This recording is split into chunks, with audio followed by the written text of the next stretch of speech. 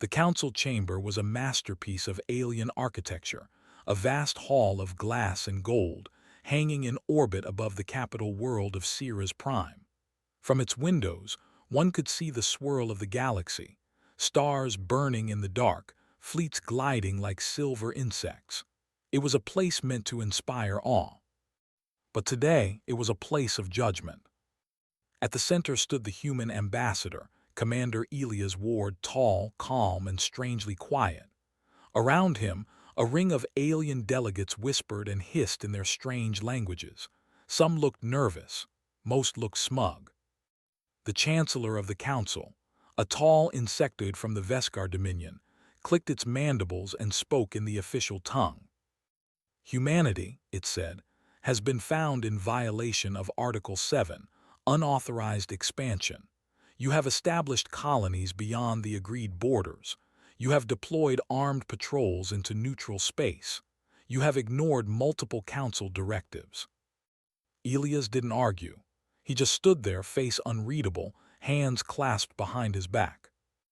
The Chancellor continued, voice rising. The Council therefore decrees the resolution of containment. Humanity will withdraw from all extraterritorial operations. No new colonies will be permitted. All human ships must remain within Sol jurisdiction. This decision is final. The chamber erupted in approving noise, wings fluttering, fins vibrating, tentacles waving in approval. For a long time, Elias said nothing. Then quietly he smiled. "You've made your decision," he said.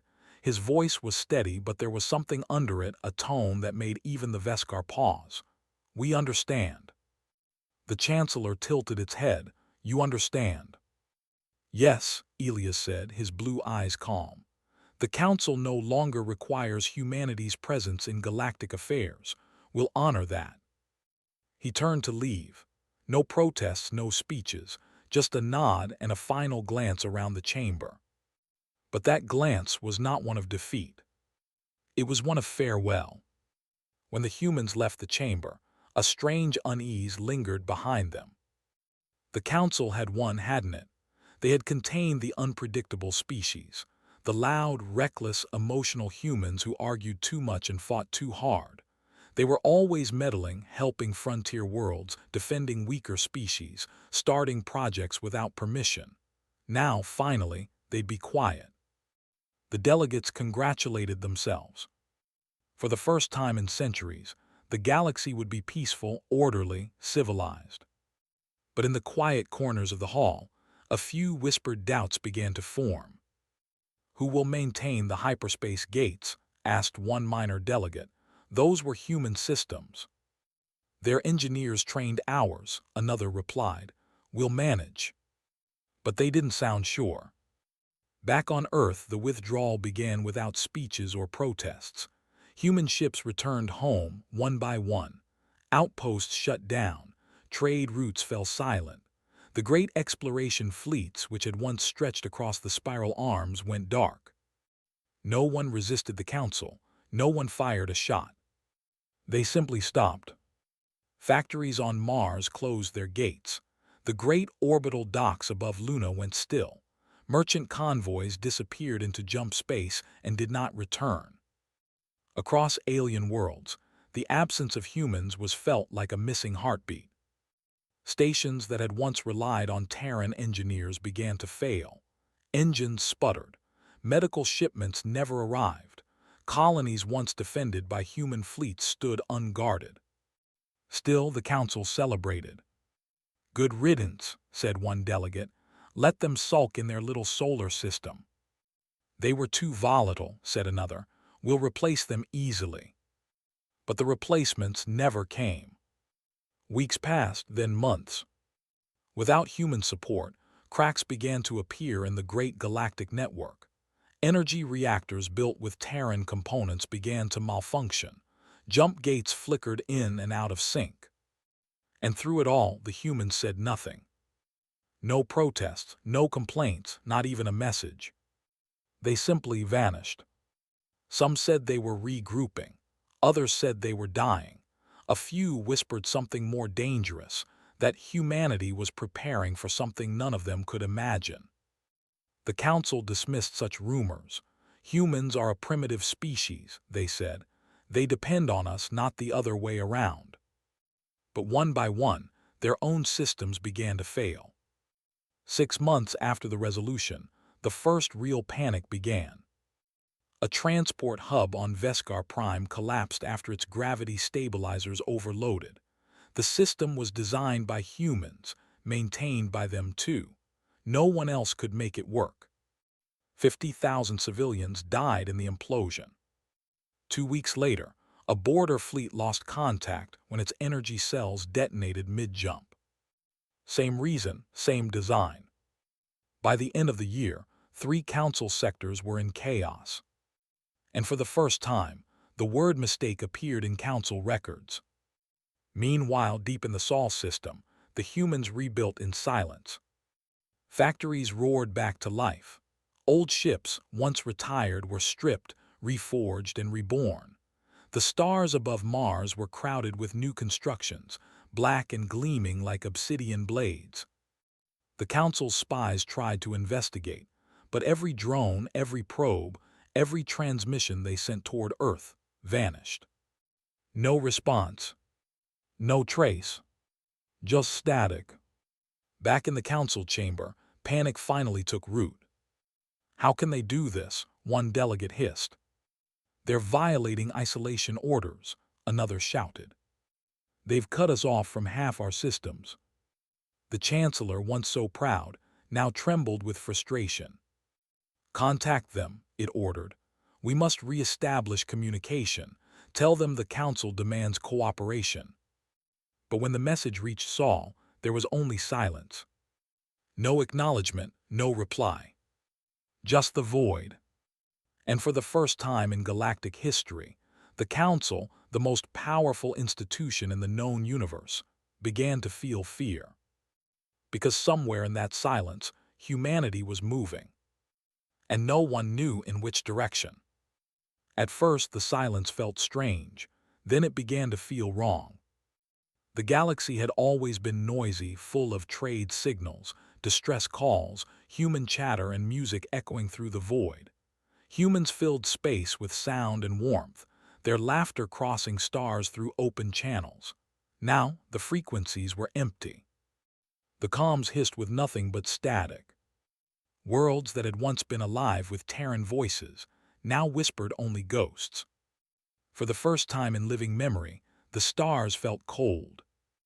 In the council chamber, the atmosphere was tense. Gone were the confident tones and smug smiles. The delegates' voices trembled as they spoke. "Our supply fleets from the Terran routes are gone," reported the Aurelian delegate, his translucent skin pale with fear. "Food shortages have begun on 8 worlds.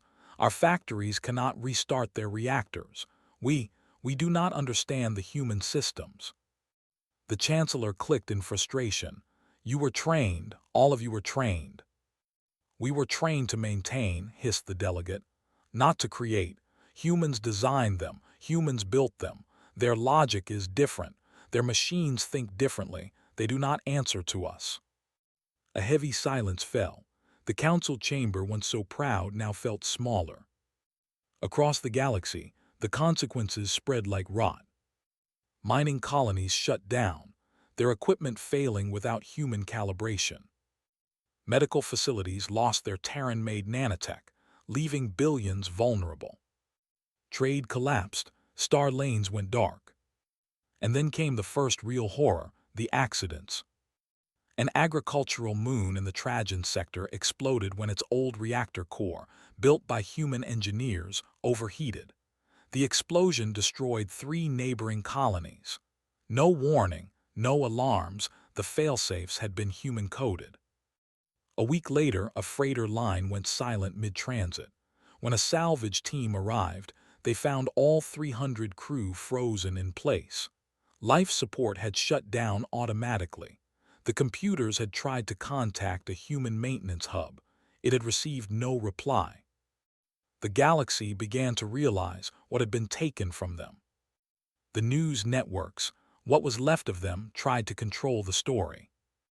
They said the humans would return once they'd cooled off, that the council was renegotiating terms. But the truth spread faster than propaganda. Whispers moved through the surviving colonies. The humans aren't coming back. The humans have left us to our fate. Some believed it was punishment. Some believed humanity had simply given up. But others, the quiet, fearful ones, believed something else. That humanity wasn't hiding. They were waiting. On the edge of the known sectors, in the ruins of a failed colony, a small alien crew discovered something that chilled the blood of every living being who heard about it. The crew of the Starfinder had been scavenging what was left of human tech. They expected scrap, broken satellites, old drones. Instead, they found a message. A single satellite drifting in the void, still powered, still transmitting. The humans had left it there deliberately. When they decrypted it, the message played in simple galactic standard. We gave you light, you used it to blind us. We gave you warmth, you used it to burn us. You wanted a galaxy without humans. You have it now. Do not call for us when the dark comes. The transmission repeated once, then the satellite self-destructed.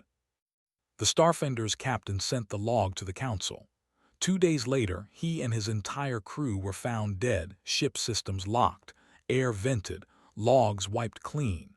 The official report called it a navigation failure. But everyone knew. The humans had heard their own echo and silenced it. Meanwhile, deep within Sol's space, the humans worked. Earth's skis were filled with steel and fire. Orbital rings glowed like halos. New fleets were forming, vast, dark, silent ships without identification codes. Factories ran day and night, powered by energy that no alien physicist could explain. The solar system became a fortress. No transmissions escaped it, no probes returned. From a distance, it looked peaceful, but inside that peace, something terrible and magnificent was being born. On the council worlds, desperation turned to fear. Delegates begged the chancellor to send envoys, to make peace, to apologize. "Contact them," cried the delegate from the Velnari Union. "Offer them trade, resources, anything they want. We need their knowledge." "They will not answer," the chancellor interrupted. Its voice was trembling now. "We have tried, they ignore us." "What if they strike back?" whispered another. "They have fleets, armies, weapons we cannot." "Impossible," the chancellor snapped, but the tremor in its tone betrayed it. "Their numbers are small, their influence." "Was enough to build our ships," another delegate said softly. "Enough to keep our fleets alive, enough to keep our galaxy running." The room fell silent. Outside the chamber, riots began to erupt. Worlds that had once thrived now starved. Civilizations that had mocked humanity were begging for Terran aid, food, medicine, energy. But there was no answer. Even pirates avoided human space now. A fleet of raiders once tried to raid a Terran outpost near Neptune. They never returned. Only their distress call was recovered. "They're here, they see us, oh gods." Then static. No one ever spoke of it again. A year after humanity's withdrawal, the galaxy had changed completely. The Council's power was broken. Entire sectors were in chaos. And still no word from Earth. But the Council's spies began to notice strange movements near the Sol border. Energy spikes, massive ship signatures. It looked like an army gathering, silent, massive, and deliberate. The Chancellor tried to dismiss it. "Defensive measures," it said. "They're only protecting themselves." But deep down, every member of the Council knew the truth. Humanity wasn't just defending. Humanity was remembering. And when humans remember pain, they never forget. The invasion began quietly, just like everything else had since the humans withdrew. There was no warning, no fleet buildup, no declarations of war. One morning, the outer colonies of the Council simply stopped answering. The defense satellites were gone. The patrols vanished. Entire communication grids went dark within hours. At first, the Council thought it was another failure of their decaying systems. Then came the distress calls. Unknown vessels detected, enormous energy readings, shields collapsing. Then static. The Chancellor watched the reports pour in from the frontier, entire sectors blinking off the map like candles in a storm. Identify the attackers, it demanded. The analysts tried. They studied the sensor logs. What they found made their blood run cold. The ships were black, without insignia, without transponders. Their hulls absorbed radar and light alike. They moved like living shadows. And on the edge of every recording, just before the feeds went dead, there was always the same thing. A faint Terran signal code. Human. Panic swept the Council worlds. The media called it a rogue human faction. The Chancellor called it terrorism. But everyone knew this was no splinter group. This was humanity returned from its silence. The first full engagement came at Vaskra, a shipyard world once built with human help. The Council fleet was waiting, 300 warships from a dozen species, bristling with cannons and arrogance. They thought numbers would save them. They were wrong. When the human fleet arrived, it wasn't like any fleet the galaxy had ever seen. There were no colorful hulls, no decorative banners, only black ships, silent and still, like an armada of ghosts. The Council fleet opened fire first. Thousands of plasma rounds lit the void, streaking toward the Terran ships like falling stars. The human fleet did not move. Then, without a sound, a single pulse of blue light rippled outward. Every Council ship stopped firing. Every reactor went dead. The lights aboard the ships flickered, then went dark. The Council commanders shouted for power, for shields, for anything, but their systems were frozen. And through the silence, a voice came over every channel. Calm, human. We built your fleets. We gave you your power. Did you really think we didn't keep the keys? A moment later, the human ships fired once, just once. White fire cut through the void like a blade, and the entire Council fleet disintegrated in seconds. 300 ships gone. The Battle of Vaskra lasted 11 minutes. When word of the defeat reached the Council, the delegates were pale with disbelief. This cannot be, one shouted. They were forbidden to build military vessels. They didn't build ships, another whispered. They built vengeance. The Chancellor slammed its claws against the table. They are violating Council law. An old reptilian delegate turned its weary eyes toward the Chancellor. You expelled them from the Council, it said softly. There is no law for them now. Across the galaxy, the fear spread faster than the war. Human ships began appearing near old colonies, not to conquer but to observe. They hung in orbit, dark and silent, watching as the planets below struggled. No demands, no messages, just the quiet stare of a species that remembered. And when Council troops tried to approach, the ships vanished. No explosions, no warnings. Just gone. On some worlds, they left gifts, crates of medicine, food, or power cores. On others, nothing but wreckage. No one could predict their actions. It was as if the entire species had turned into a storm, helping some, destroying others, obeying only its own code. Meanwhile, in the dark heart of Sol, the Terran High Command gathered. Fleet Admiral Elias Ward, the same man who once stood before the Council in silence, looked out from the bridge of the Retribution, the first of the new Terran dreadnoughts. Below him, Earth glowed blue and calm. "Status?" he asked quietly. "All fleets ready," said his second officer. "Phase 1 completed. The outer sectors are cut off. The Council fleets are crippled." "And the Azel Dominion?" Ward asked. "Still advancing," she replied. "Their invasion fleets have reached Council space. The Council's begging for our help. Ward's expression didn't change. Let them beg.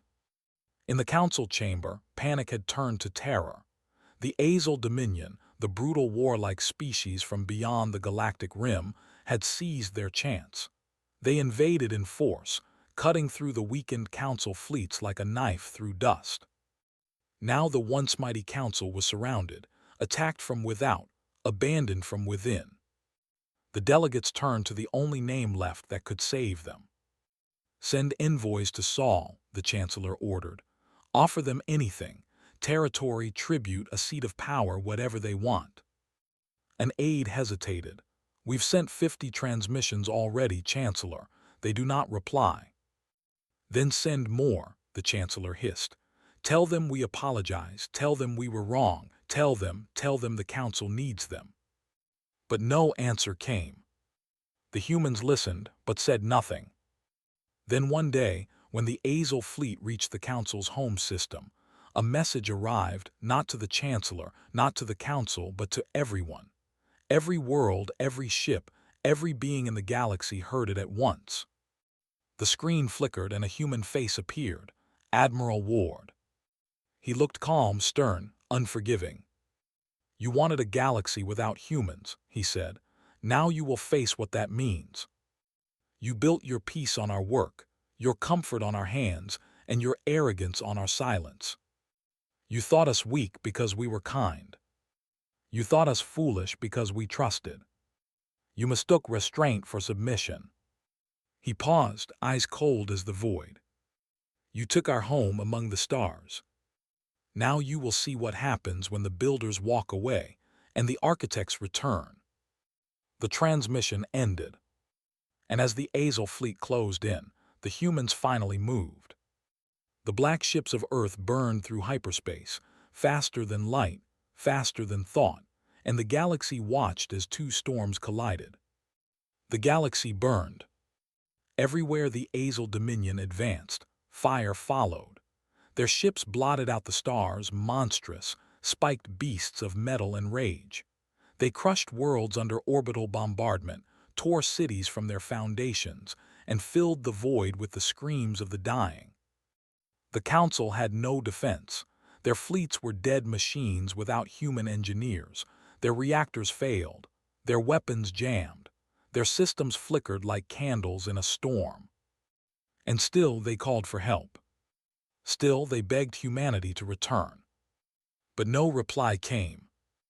The Chancellor stood before the grand map of the galaxy.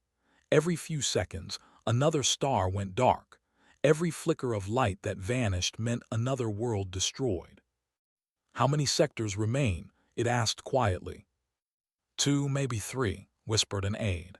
The Azal will reach the capital within the week. The Chancellor turned its glassy eyes toward the darkness beyond the window. Have we heard from the humans? The aide swallowed hard. No, Chancellor, not a word. For a moment the alien leader looked smaller, fragile, almost mortal.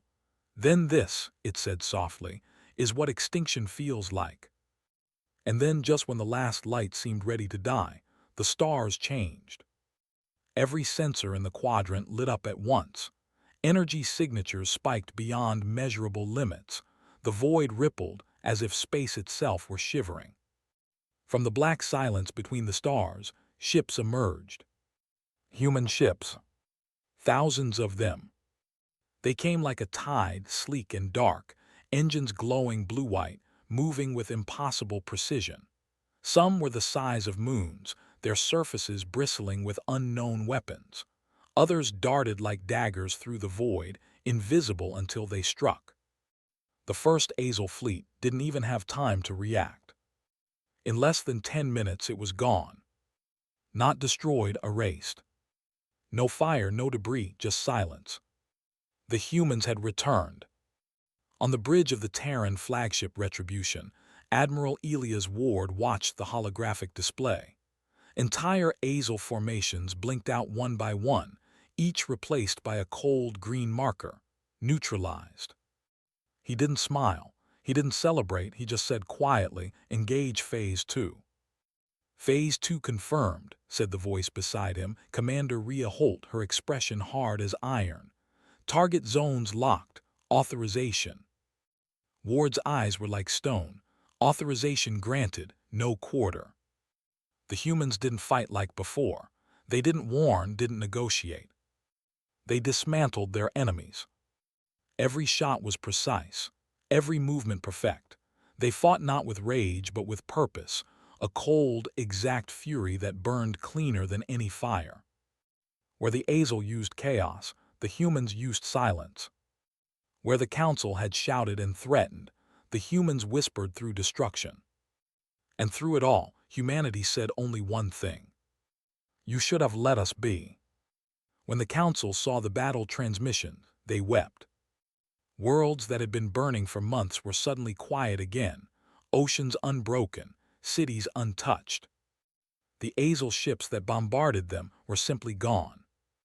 Some said the humans had used weapons that bent gravity, that folded light, that erased entire fleets from the universe. Others said they'd found a way to turn thought itself into a weapon. No one knew for sure. No one dared to ask. Within days, the Azel offensive collapsed. Their reinforcements tried to retreat, but the Terran fleets were already waiting. One after another, Azel warships disappeared into the black. Their command network broke apart. Their empire fractured. For the first time in 1,000 years, the Azel knew fear. On one of their command ships, a terrified officer shouted, "Who are these creatures? They were primitives."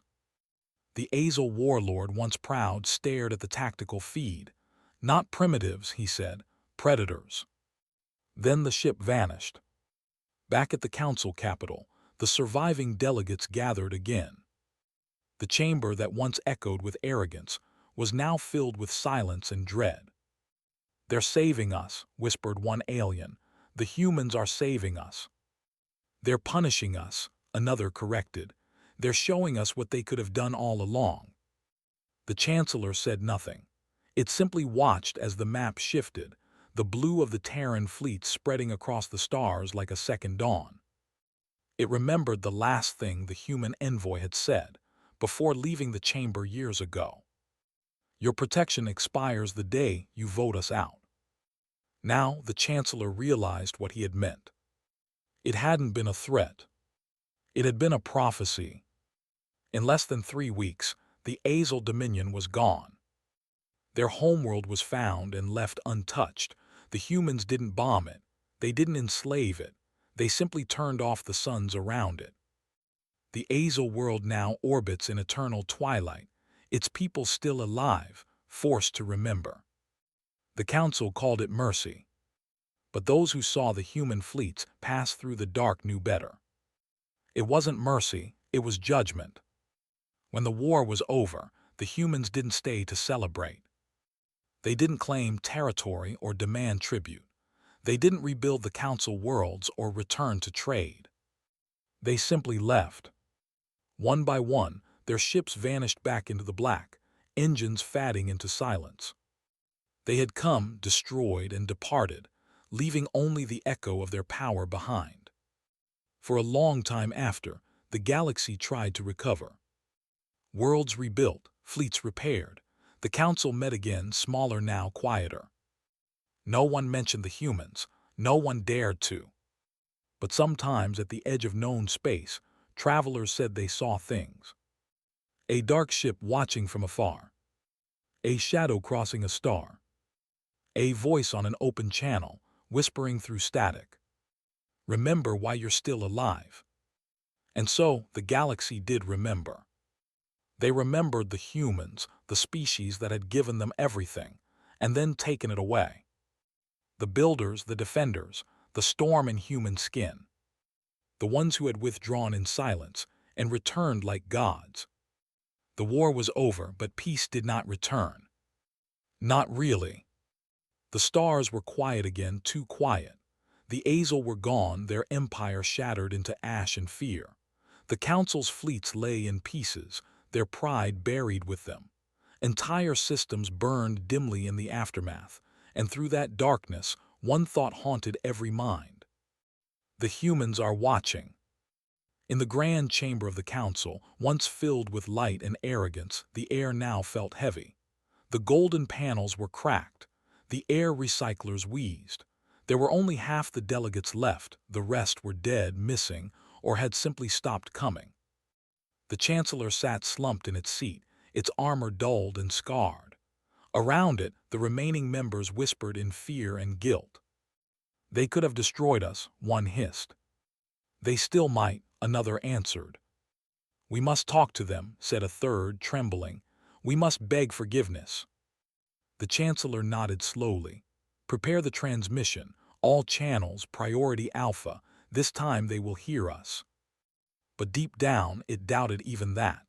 The humans heard everything, but they only answered when they chose to. The message was sent across every band of subspace, in every known tongue. A single plea from the council. To humanity, saviors of the stars, protectors of peace, we recognize our mistakes. We seek dialogue. We wish to make amends. They waited.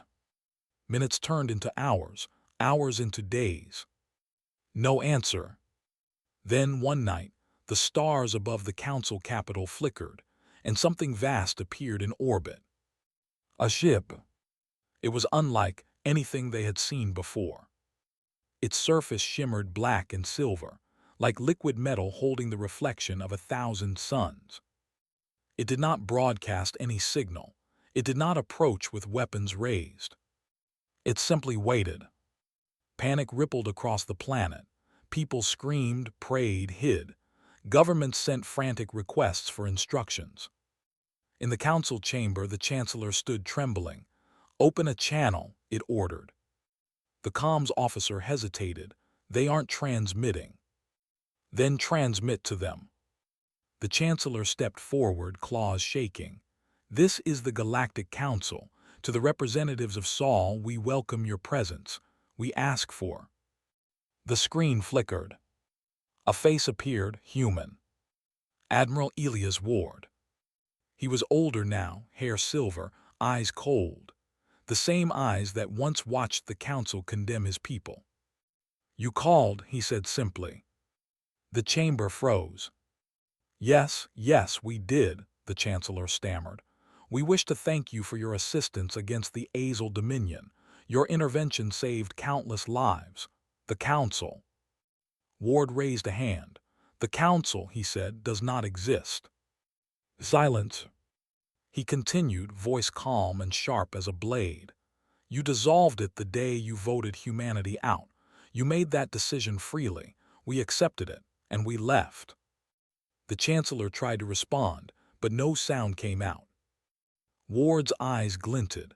"Now you ask for forgiveness. You ask for peace, but peace was never yours to give.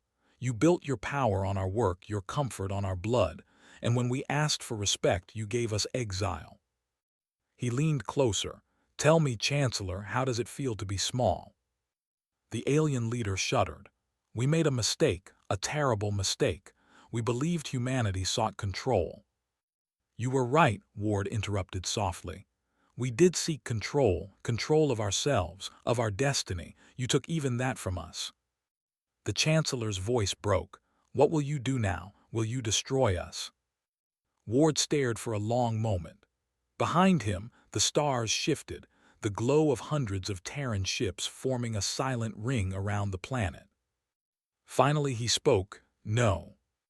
A collective breath escaped the chamber. "We will not destroy you," Ward said. "We already did that once. You just haven't realized it yet." The delegates looked at each other, confused. Ward continued, his tone like iron. "We took back what was ours. Your power, your machines, your future. Everything that made your civilization work was built by human hands. You stripped us of our place, so we stripped you of your foundation. From now on, you will stand alone the way you wanted." He paused. "You will learn what it means to build without us, to bleed without us, to survive without us." The Chancellor whispered, "You're condemning billions." Ward's expression didn't change. "Then they will learn what you never did." He leaned forward, voice low. "You called us savages, but savages survive. The screen went black.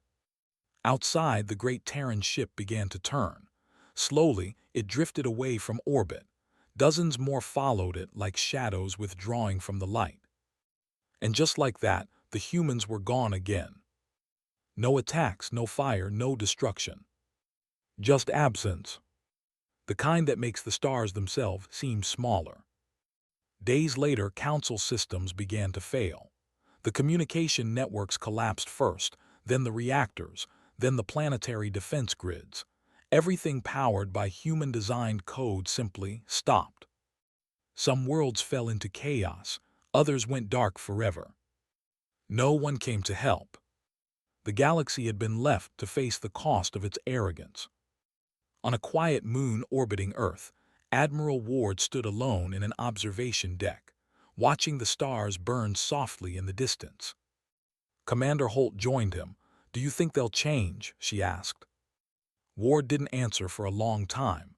Then he said quietly, "Change isn't the lesson." She frowned. "Then what is?" He turned toward her. "Consequence." Far away, in the crumbling heart of the council, the Chancellor sat in silence, replaying the human's final words over and over. Outside its window, the stars were still beautiful, distant, untouchable and cold. It realized too late that humanity had not simply left. They had ascended. The galaxy was quiet again, but not the kind of quiet that brings peace. It was the quiet that follows a storm too powerful to name. Where the council had once ruled, there was only confusion and ruin. Whole star systems drifted in darkness. Planets that had once glowed with cities were now shadows, their power grids dead, their orbiting stations frozen in silence. And through it all, a single truth whispered through every transmission, every fearful rumor, every prayer to every god that had ever been named. The humans did this. Months passed, and the galaxy began to understand the true meaning of humanity's silence. Humanity hadn't just withdrawn their presence, they had withdrawn their hand. Every piece of the galaxy that had depended on them, every circuit, every reactor, every engine and network began to decay. Without their touch, the heart of civilization slowed to a crawl. Fleets grounded, markets fell, worlds starved. At first, the council remnants tried to fix it. Teams of scientists worked day and night to repair the old systems, but no one could replicate human engineering. Their machines didn't obey alien minds. They were like living things, made to respond to a spark that only humanity carried. On the fractured world of Sirius Prime, once the proud capital of the council, the survivors scavenged for light. In the old halls of power, a group of young engineers huddled around a dying generator. They were from different species, once enemies, now united by hunger and desperation. One of them, a small, scaled creature named Lyra, whispered, "I heard a story that humans left a code, a way to restart the power." Another shook his head. "Fairy tales, if they wanted to help us, they would have stayed." Lyra looked up at the stars through a cracked ceiling. "Maybe they are helping, just not the way we understand." Outside, the wind howled through the ruins. In the years that followed, small colonies began to rise again, slowly, painfully. They built with their own hands this time, stone, steel, simple tools. They learned to survive without the hum of machines, without the safety of human-built networks. And in that struggle, something changed. They stopped waiting. They stopped depending. They started learning. Some worlds even began to rediscover old knowledge, human knowledge, left behind in fragments. Manuals, writings, philosophies. Words like adapt, endure, overcome. The phrase became a prayer whispered on every world. The humans were gone, but their lessons remained. Yet not all took the lesson kindly. In the shadowed sectors, hatred grew. A new faction rose among the surviving species, calling themselves the true heirs. They preached that humanity was evil, that the species had cursed the galaxy and abandoned it to die. "We will rebuild," their leader shouted to crowds of starving citizens. "Without them, without their poison, we will erase their legacy from the stars." The crowds cheered, but not from belief. They cheered from fear. For deep down, even the true heirs knew the truth. They would never have what humans had. Not their fire, not their defiance, not their power. On a far world beyond the edges of the old council map, a young alien explorer made a discovery. Buried beneath the ice of an abandoned research base was an archive, old, human-made. When the explorer brushed off the frost, the system flickered to life. A hologram appeared, faint, blue, and human. It was a woman's voice, calm, gentle. "If you are hearing this, then the council is gone. The war is over. You were not our enemies, you were our students. We did not destroy you, we gave you a choice. To survive without us, or to perish waiting for us. This is what it means to be free." The hologram ended with a simple message on the screen. "Remember who taught you to reach the stars." The explorer fell to their knees and wept. When they returned home, they carried the message with them. It spread like light through the ruins of the galaxy, a spark of hope in the cold. Generations passed. The old council worlds became legends. The Azel were whispers of terror in children's tales. And humanity. Humanity became myth. Some said they had transcended beyond flesh, that they now lived among the stars themselves. Others claimed they had sealed their home system, guarding something greater than any empire. A few believed they still watched, silent guardians in the void. And once in a while, when a ship wandered too close to Sol, it would vanish. No wreckage, no distress signal. Just gone. The message was clear. Do not disturb the builders. Yet in time, the galaxy began to change again, not with fear but with understanding. Species that had once hated each other now worked together to rebuild. They shared what they knew. They learned patience, humility, and cooperation, the same traits humanity had once begged them to learn. And as new cities rose under alien suns, people began to speak of the humans not with bitterness, but with reverence. They were harsh, one teacher said, but they were fair. They were terrifying, another replied, but they were right. Because now they understood what the humans had done. The humans had given them a second chance by walking away. And far beyond the rim of known space, in the heart of Sol, a man stood on a balcony overlooking a new dawn on Earth. It was Admiral Elias Ward, now an old man, watching as the first Terran colony ships prepared to leave again, not for conquest, not for vengeance, but for exploration. Commander Holt approached, smiling faintly. "We could rebuild the council, you know, bring them back under our guidance." Ward shook his head. "No, we're not their masters, we were their teachers, and they've finally started learning." He turned to the rising sun. "Let them find their own way, we'll be here watching, waiting." The light grew brighter, golden and fierce. Ward smiled. "This time," he said softly, "we'll go farther." Centuries passed. The scars of the old war faded, but the memory of the humans did not. Their name became legend, half worship, half warning. Across the stars, their story was told in whispers, in songs, in quiet lessons taught by firelight on worlds that had barely survived. The children of the new galaxy grew up knowing two truths. Humans had built everything. And when the galaxy betrayed them, they had taken everything back. But with that loss came wisdom. The galaxy began to grow again, slower, smaller, humbler. In the rebuilt city of Ceres, once the seat of the proud council, a new monument stood at the center of the plaza. It wasn't of stone or crystal. It was a massive human hand, open, not clenched, forged from the remains of council warships. At the base, an inscription read, "They gave us fire, we burned them with it, they left us to rebuild." People came from light years away to see it. Some came to pray, others came to apologize. But all came to remember.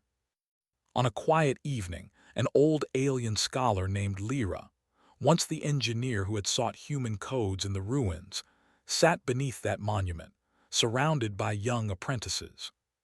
She spoke softly, her voice trembling but sure. "You ask why they left," she said. "You ask why they did not destroy us when they had every right to." She pointed up at the stars. "Because destruction is easy, but to teach someone what it means to live, that takes something stronger than hate. That takes will." Her students listened, wide-eyed. One of them, a curious child with silver skin, whispered, "Do you think they'll ever come back?" Lyra smiled faintly. "They never left. They're watching, waiting to see what we become."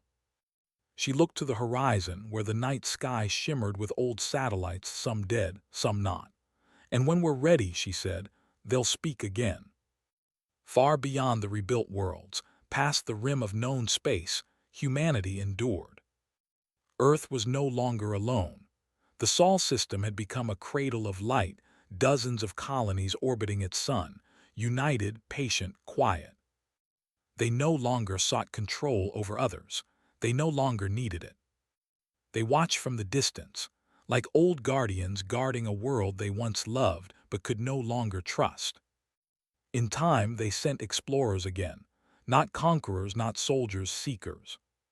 Each human vessel bore the same words carved into its hull. "We build again, but we remember." One such ship, the Aurora, drifted through uncharted space, its captain staring out into the dark. Her name was Alara Ward, the great-granddaughter of Admiral Elias Ward, who had led humanity's vengeance and then its withdrawal.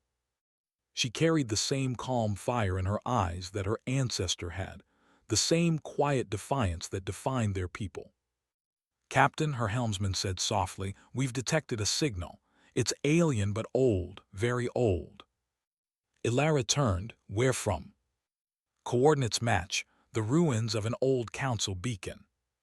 The bridge fell silent. For a moment no one spoke. Then Ilara smiled. "Bring us in. Let's see what the past still has to say." The beacon was nearly dead, its surface cracked and burned, drifting alone in the void.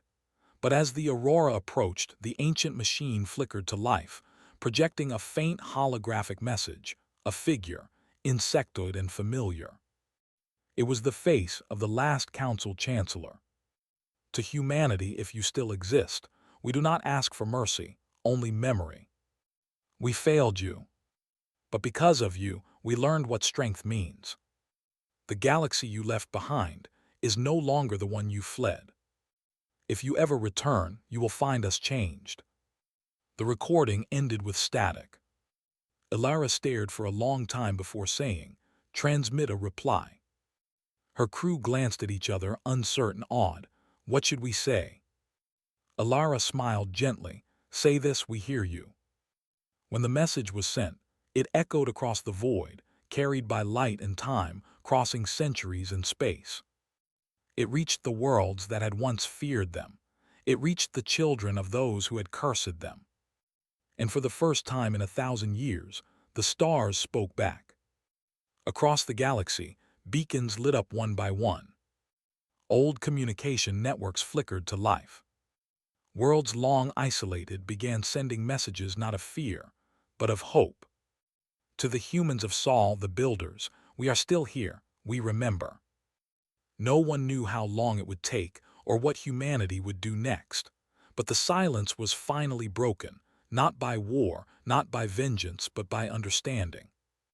The humans had waited long enough. The galaxy had grown enough to meet them again, not as rulers and subjects, but as equals. Back on Earth, under the Golden Dawn, an old admiral's statue stood overlooking the sea, Elias Ward, hand outstretched, reaching toward the stars. The morning sun glinted off the metal as if it were alive. A child placed a flower at its base and looked up. "Did we do it?" she whispered to her mother. "Did we make them proud?" Her mother smiled and nodded toward the sky. "Listen," she said, "do you hear that?" And somewhere above, faint but unmistakable, a signal answered the same old Terran code, a message older than any empire. Humanity endures. The galaxy had once feared human fire. Now it carried that fire forward, not as a weapon, but as light. For in the end, the humans hadn't vanished. They had simply taught the stars how to shine without them. And that was the greatest victory of all.